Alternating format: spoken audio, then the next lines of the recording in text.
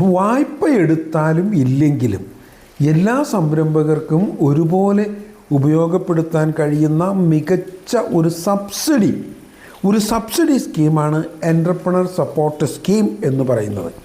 ഇത് വളരെ വിജയകരമായി വ്യവസായ വകുപ്പ് നടപ്പാക്കി വരുന്ന ഒരു പദ്ധതിയാണ്. പല സംരംഭകർക്കും അറിവില്ലായ്മ കൊണ്ട് ഇത് പ്രകാരമുള്ള സബ്സിഡി ക്ലെയിം ചെയ്യുന്നതിന് ബുദ്ധിമുട്ട് നേരിടുന്നുണ്ട്. പല സംരംഭകരും ഈ സ്കീം പ്രകാരം സബ്സിഡിയെ ക്ലെയിം ചെയ്തിട്ടില്ല. കഴിഞ്ഞ ദിവസം ഈ ഫ്ലെക്സ് അതുപോലുള്ള പ്രിൻറ്റേഴ്സ് അസോസിയേഷൻ്റെ ഒരു മീറ്റിങ്ങിൽ പോയപ്പോഴാണ് ഇത്തരം സബ്സിഡികൾ അവർ അപേക്ഷിക്കുന്നു പോലുമില്ല. കാരണം അവർക്ക് കുറേയേറെ സംശയങ്ങളാണ്.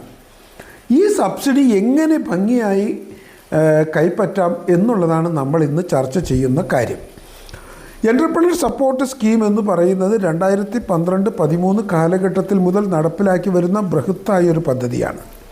ഈ പദ്ധതി പ്രകാരം ഒരു മാനുഫാക്ചറിങ് ഇൻഡസ്ട്രി ആര് നടത്തിയാലും അത് ലോൺ എടുത്താലും ഇല്ലെങ്കിലും അവർക്ക് ആ ഇൻവെസ്റ്റ്മെൻറ്റിനെ പരിഗണിച്ച് സബ്സിഡി കിട്ടുന്നു എന്നുള്ളതാണ്. ഇതിൽ 3 തരം സബ്സിഡികളുണ്ട്. ഒന്ന് startup support, 2 investment support, 3 technology support.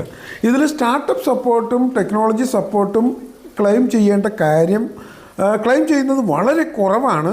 അതുകൊണ്ട് അതിനെക്കുറിച്ച് ഞാൻ ഈ വീഡിയോയിൽ പറയുന്നില്ല. ഇൻവെസ്റ്റ്മെൻറ്റ് സപ്പോർട്ടാണ് ചെറുകിട സംരംഭകർക്ക് നന്നായി ഉപയോഗപ്പെടുത്താൻ കഴിയുന്ന സബ്സിഡി എലമെൻറ്റ്.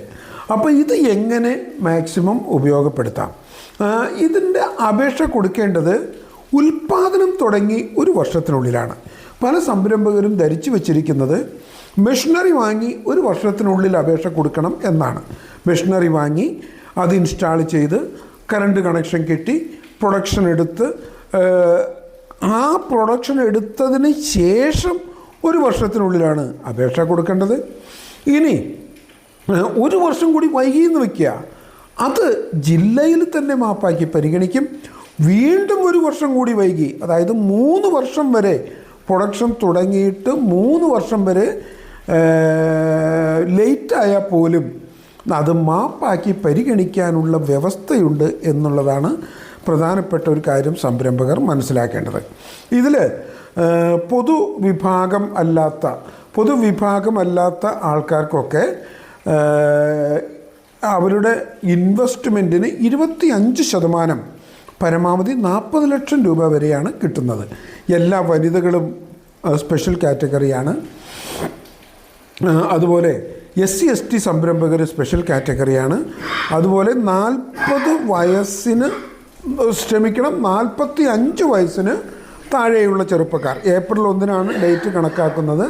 45 വയസ്സിന് താഴെയുള്ള ചെറുപ്പക്കാരും സ്പെഷ്യൽ കാറ്റഗറിയാണ്.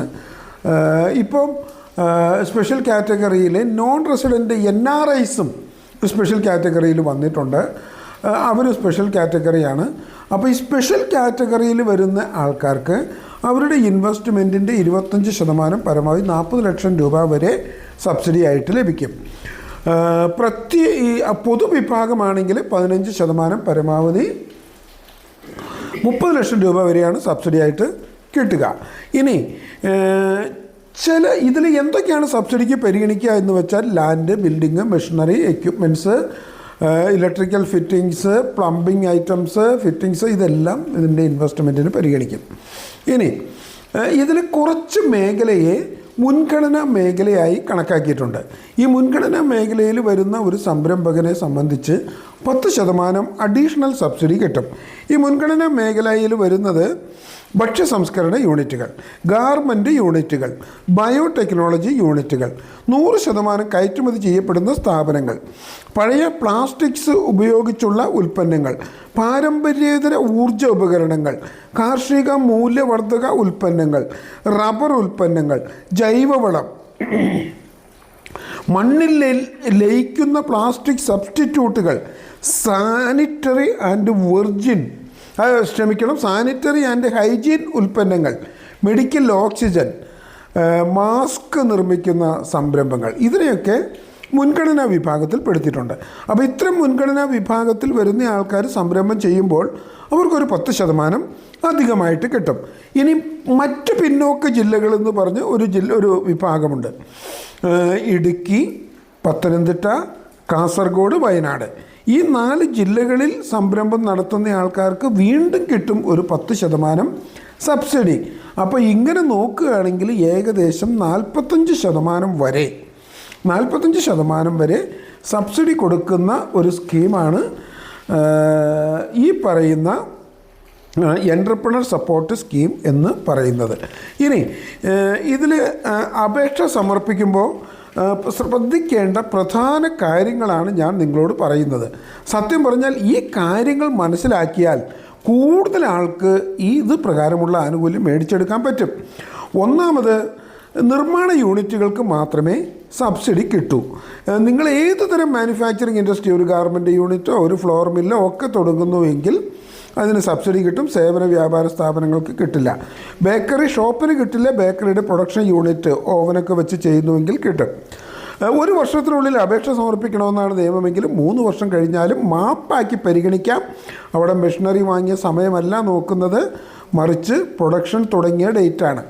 അതുപോലെ തന്നെ നിലവിലുള്ള ഒരു സ്ഥാപനം അതിന് എക്സ്പാൻഷൻ നടത്തുന്നു, ഡൈവേഴ്സിഫിക്കേഷൻ നടത്തുന്നു, മോഡേണൈസേഷൻ നടത്തുന്നു, അങ്ങനെ ചെയ്താലും അവർക്ക് സബ്സിഡിക്ക് എലിജിബിലിറ്റി ഉണ്ട്. അങ്ങനെ വരുമ്പോൾ മെഷീനറിയിൽ 25% വർധനവ് ഉണ്ടായിരിക്കണം എന്നുള്ളതാണ്. അതുപോലെ കപ്പാസിറ്റി, മോഡേണൈസേഷൻ ഒഴികെയുള്ള 2 കേസുകളിലും കപ്പാസിറ്റിയിലും 25% വർധനവ് ഉണ്ടായിരിക്കണം.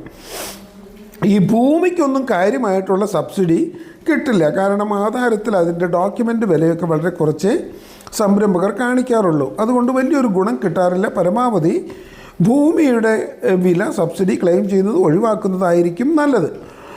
കെട്ടിടത്തിന് വലിയ തുകയൊന്നും സബ്സിഡി ആയിട്ട് കിട്ടൂല. കെട്ടിടത്തിന് സ്ക്വയർ മീറ്ററിന് 2000 രൂപയും കോൺക്രീറ്റ് ബിൽഡിംഗ് ആണെങ്കിൽ സ്ക്വയർ മീറ്ററിന് 5000 രൂപയുമാണ് വാല്യുവേഷൻ എടുക്കുക. അതിൻ്റെ പേഴ്സൻറ്റേജാണ് സബ്സിഡി ആയിട്ട് കിട്ടുക. ഈ മെഷീനറി സപ്പോർട്ടാണ് ഇതിൽ പ്രധാനമായിട്ടും നമ്മൾ ക്ലെയിം ചെയ്യുന്നത്. അതിന് ഈ മെഷീനറി സപ്പോർട്ട് ക്ലെയിം ചെയ്യുന്നതിന് മെഷീനറിയുടെ ബില്ല് വേണം, ഇ-വേ ബില്ല് വേണം, വിദേശത്തുനിന്ന് കൊണ്ടുവരുന്നതാണെങ്കിൽ അത് കൊണ്ടുവന്നിട്ടുള്ള ഡോക്യുമെൻറ്റ്സ് വേണം, പിന്നെ ഇന്ത്യൻ രൂപയുമായി കൺവേർട്ട് ചെയ്തിട്ടുള്ള ബാങ്കിൻ്റെ ഒരു സർട്ടിഫിക്കറ്റ് വേണം. അപ്പോൾ അങ്ങനെയുള്ള എല്ലാ ഡോക്യുമെൻറ്റ്സും വേണം. അതുപോലെ എല്ലാ പേയ്മെൻറ്റും 20,000 രൂപയിൽ കൂടുതലുള്ള എല്ലാ പേയ്മെൻറ്റും ബാങ്ക് വഴി നടത്തിയിരിക്കണം. അതിൻ്റെ ഡോക്യുമെൻറ്റ്സ് ഹാജരാക്കണം. അതുപോലെ പഴയ മെഷീനറികൾക്കൊന്നും സബ്സിഡി കിട്ടില്ല. അതുപോലെ തന്നെ സ്ഥാപനത്തിൻ്റെ ഉടമകൾ ആരാണോ അവർക്ക് മാത്രമേ സബ്സിഡിക്ക് അപേക്ഷിക്കാൻ പറ്റുള്ളൂ. സ്ഥാപനത്തിലെ സെക്രട്ടറിക്കോ അല്ലെങ്കിൽ മറ്റ് സ്റ്റാഫിനോ മാനേജർക്കോ അപേക്ഷ ഫയൽ ചെയ്യാൻ പറ്റില്ല. ഈ ജനറേറ്റർ സബ്സിഡി പോലുള്ള സബ്സിഡികൾ ലഭിക്കണമെങ്കിൽ ഇലക്ട്രിക്കൽ ഇൻസ്പെക്ടറുടെ ഒരു അനുമതി ആവശ്യമാണ്. വനിതാ യൂണിറ്റിൻ്റെ അനുമതി പരിഗണന കിട്ടണമെങ്കിൽ പാർട്ണർഷിപ്പോ ലിമിറ്റഡോ ഒക്കെ ആണെങ്കിൽ അതിൽ 50% കുറയാതെ വനിത ഉണ്ടായിരുന്നാൽ മതി. ഇപ്പോൾ 4 പാർട്ട്ണർമാരുണ്ട് എങ്കിൽ അത് 2 പാർട്ട്ണർ വനിതയായിരുന്നാൽ നമുക്ക് വനിതാ യൂണിറ്റിൻ്റെ ആനുകൂല്യം കിട്ടും. അതേസമയം യങ്സ്റ്റേഴ്സിൻ്റെ 45 വയസ്സിൽ താഴെയുള്ള ചെറുപ്പക്കാരുടെ ആനുകൂല്യം കിട്ടണമെങ്കിൽ അതിലെ എല്ലാ ഡയറക്ടർമാരും പാർട്ട്ണർമാരും 45 വയസ്സിൽ താഴെയുള്ളവർ ആയിരിക്കണം. SC/ST ആണെങ്കിലും 50% മതി. ഏപ്രിൽ 1-ാം തീയതി വെച്ചാണ് ഇതിൻ്റെ പ്രായം കണക്കാക്കുന്നത്. ഇപ്പോൾ ഒരു മെച്ചപ്പെട്ട ഒരു അഡ്വാൻസ്ഡ് ആയിട്ടുള്ള ഒരു പാക്കിംഗ് മെഷീൻ വാങ്ങി വെച്ചു എന്ന് വിചാരിക്കാം നിങ്ങൾ. അങ്ങനെ ഒരു മെഷീൻ വാങ്ങി വെച്ചാൽ പോലും അതിന് ടെക്നോളജി സപ്പോർട്ട് പ്രകാരമുള്ള സബ്സിഡികൾ കിട്ടാൻ സാധ്യതയുണ്ട്. കേരളത്തിൽ വളരെ നല്ല രീതിയിൽ നടപ്പാക്കി വരുന്ന ഒരു പദ്ധതിയാണ് ESS അഥവാ എൻ്റർപ്രണർ സപ്പോർട്ട് സ്കീം എന്ന് പറയുന്നത്. ഇതിൽ കെട്ടിടത്തിന് സബ്സിഡി ക്ലെയിം ചെയ്യുന്നതിന് ബില്ല്, വൗച്ചർ, പേയ്മെൻറ്റ് ഇതൊന്നും ആവശ്യമില്ല കേട്ടോ. കെട്ടിടം എത്ര സ്ക്വയർ മീറ്റർ ഉണ്ട് എന്ന് കണക്കാക്കി അതിന് വാല്യുവേഷൻ എടുത്തിട്ട് സബ്സിഡി തരും. ഈ കെട്ടിടത്തിൻ്റെ വാല്യുവേഷൻ എടുക്കുന്നത് മിക്കവാറും ചാർട്ടേഡ് എഞ്ചിനീയർമാരോ സർവീസിലുള്ള അസിസ്റ്റൻ്റ് എക്സിക്യൂട്ടീവ് എഞ്ചിനീയറുടെ റാങ്കിൽ കുറയാത്ത ഒരാളോ ആയിരിക്കണം എന്ന് പറയുന്നുണ്ട്. അതുപോലെ തന്നെ ഇലക്ട്രിഫിക്കേഷൻ, പ്ലംബിംഗ്, ഈ വക കാര്യങ്ങൾക്കൊക്കെ തന്നെ പൈസ നമുക്ക് ക്ലെയിം ചെയ്യാം. ഇലക്ട്രിഫിക്കേഷനൊക്കെ 50,000 രൂപയിൽ കൂടുതൽ ക്ലെയിം ചെയ്യണമെങ്കിൽ ഇലക്ട്രിക്കൽ ഇൻസ്പെക്ടറുടെ വാല്യുവേഷൻ സർട്ടിഫിക്കറ്റും ആവശ്യമാണ്. അപ്പോൾ ഇത് ഏകദേശം 60 കോടി രൂപയൊക്കെ എല്ലാ വർഷവും വ്യവസായികൾക്ക് പങ്കിട്ട് നൽകുന്ന ഒരു പദ്ധതിയാണ്. വളരെ മികച്ച ഒരു പദ്ധതിയാണ്. എല്ലാ സംരംഭ സുഹൃത്തുക്കളും ഈ ഒരു ആനുകൂല്യം ഉപയോഗപ്പെടുത്തുക. ESS പ്രകാരമുള്ള അപേക്ഷ ഓൺലൈനായിട്ടാണ് സമർപ്പിക്കേണ്ടത്. വ്യവസായ വാണിജ്യ ഡയറക്ടറുടെ സൈറ്റിൽ കയറി കഴിഞ്ഞാൽ എൻ്റർപ്രണർ സപ്പോർട്ട് സ്കീം എന്ന ഒരു ലിങ്ക് കിട്ടും. അതിൽ കയറി ഒരു ID ക്രിയേറ്റ് ചെയ്തതിന് ശേഷം നമ്മൾ ആപ്ലിക്കേഷൻ അപ്ലോഡ് ചെയ്താൽ മതി. ഇത് സമർപ്പിക്കുന്നതിന് എന്തെങ്കിലും ബുദ്ധിമുട്ടുള്ളവർ കമൻറ്റ് ചെയ്താൽ അതിനുള്ള പരിഹാരം പറഞ്ഞു തരാം. അതുപോലെ തന്നെ വ്യവസായ വകുപ്പിൻ്റെ ഓഫീസർമാരെല്ലാവരും ഈ കാര്യത്തിൽ നിങ്ങളെ സഹായിക്കും. അപ്പോൾ പരമാവധി ഈ ആനുകൂല്യം നേടിയെടുക്കാൻ ശ്രമിക്കുക. 3 വർഷം പഴകിയാൽ പോലും നമുക്കിത് കിട്ടും. എല്ലാ സംരംഭ സുഹൃത്തുക്കൾക്കും ഒരിക്കൽ കൂടി നന്ദി, നമസ്കാരം.